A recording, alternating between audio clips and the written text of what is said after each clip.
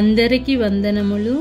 ఈ దినపు పరలోకపు మన్నా రూతు 2వ అధ్యాయం 1వ వచనం నుండి 23వ వచనం వరకు చూసినట్లయితే, నయోమి పెనిమిటికి బంధువుడొకడుండెను. అతడు చాలా ఆస్తిపరుడు. అతడు ఎలీమెలెకు వంశపు వాడై ఉండెను. అతని పేరు బోయజు. మోయాబీయురాలైన రూతు, నీ సెలవైన ఎడల నేను పొలములోనికి పోయి ఎవని కటాక్షము పొందగలను, వాని వెనుక పరిగెనేరుకొందునని నయోమితో చెప్పగా, ఆమె నా కుమారి పొమ్మనెను. కాబట్టి ఆమె వెళ్ళి పొలములోనికి వచ్చి చేను కోయువారి వెనుక పొలములో ఏరుకొనెను. ఆ పొలములో ఆమె పోయిన భాగము ఎలీమెలెకు వంశపు వాడైన బోయజుది. బోయజు బెత్లెహేము నుండి వచ్చి, యెహోవా మీకు తోడై యుండునుగాక అని చేనుకోయు వారితో చెప్పగా, వారు యెహోవా నిన్ను ఆశీర్వదించునుగాకనిరి. అప్పుడు బోయజు కోయువారి మీద ఉంచబడిన తన పనివానిని చూచి, ఈ చిన్నది ఎవరిదని అడుగగా, కోయువారి మీద నుంచబడిన ఆ పనివాడు, ఈమె మోయాబు దేశము నుండి నయోమితో కూడా తిరిగి వచ్చిన మోయాబీయురాలైన యవనురాలు.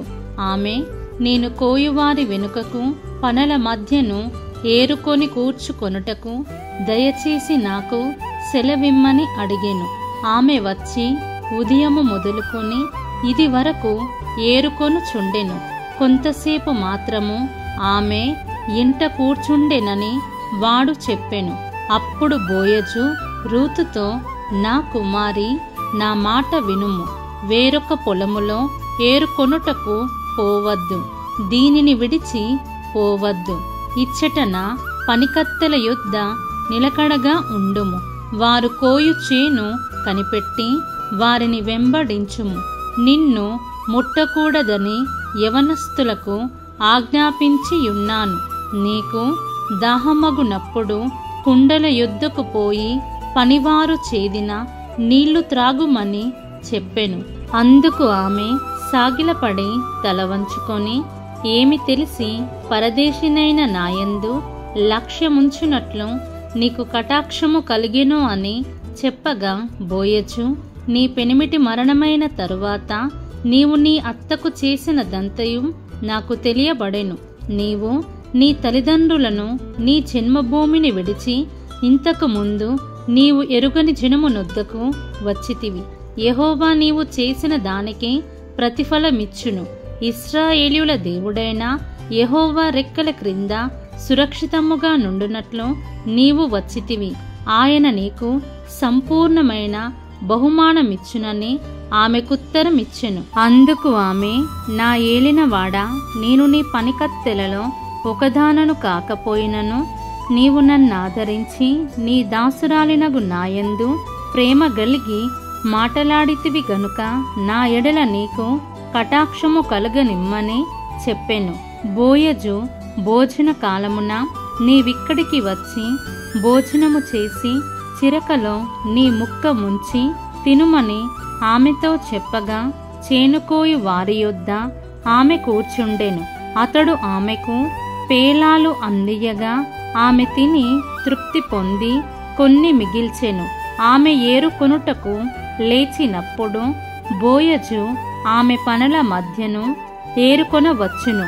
ఆమెను అవమానపరచకుడి, మరియు ఆమె కొరకు పిడికిళ్ళు పడవేసి ఆమె ఏరుకొనున్నట్లు విడిచిపెట్టుడి.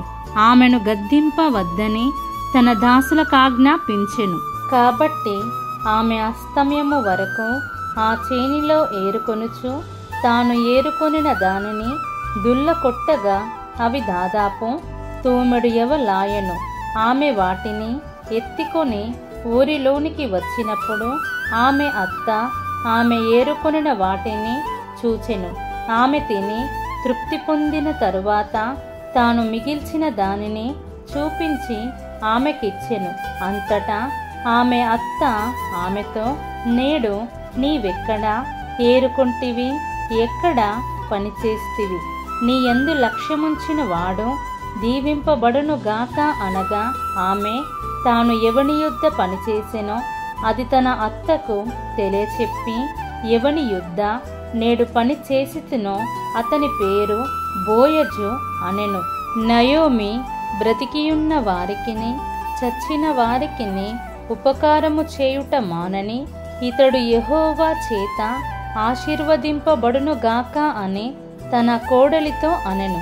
మరియు నయోమి, ఆ మనుష్యుడు మనకు సమీప బంధువుడు, అతడు మనలను విడిపింపగల వారిలో ఒకడని చెప్పగా, మోయాబీయురాలైన రూతు, అంతేకాదు అతడు నన్ను చూచి తనకు కలిగిన పంట కోత అంతయు ముగించు వరకు తన పనివారి యుద్ధ నిలకడగా ఉండుమని నాతో చెప్పెననెను.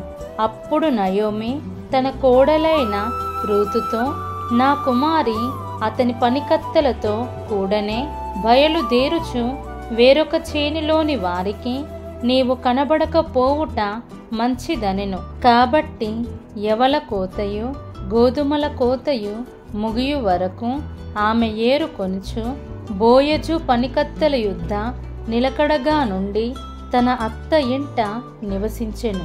దీన్ని మనం అర్థం చేసుకున్నట్లయితే ఈ అధ్యాయములో రూతు బోయాజు నొద్దకు పని నిమిత్తము వెళ్ళిన దానిని గురించి, అతడు ఆమెను ఆదరించిన దానిని గురించి తెలుపడం జరిగింది. ఈ బోయజు యేసు ప్రభువుకు ముందు గుర్తు. బోయజుకు తన పనివారితో మంచి సంబంధం ఉంది. ఇది క్రైస్తవ పనివారికి, యజమానులకు మంచి మాదిరి. మరియు బోయాజు తప్ప మరొకడును రూతును విడిపించలేదు. అలాగే యేసుక్రీస్తు తప్ప మనకు వేరొక రక్షకుడు లేడు. అన్యురాలైన రూతు దూరస్థులమైన మనకు సంకేతం. కాబట్టి ఆనాడు బోయజు అన్యురాలైన రూతుపై దయను, ప్రేమను చూపి కటాక్షించిన రీతిగా క్రీస్తు పాపులమైన మన ఎడల తన కృపను చూపి మనలను ఆదుకునే దేవుడనే విశ్వాసముతో జీవిద్దాం. మన ప్రభువైన యేసుక్రీస్తు కృప మనందరికీ తోడైయుండునుగాక. ఆమేన్.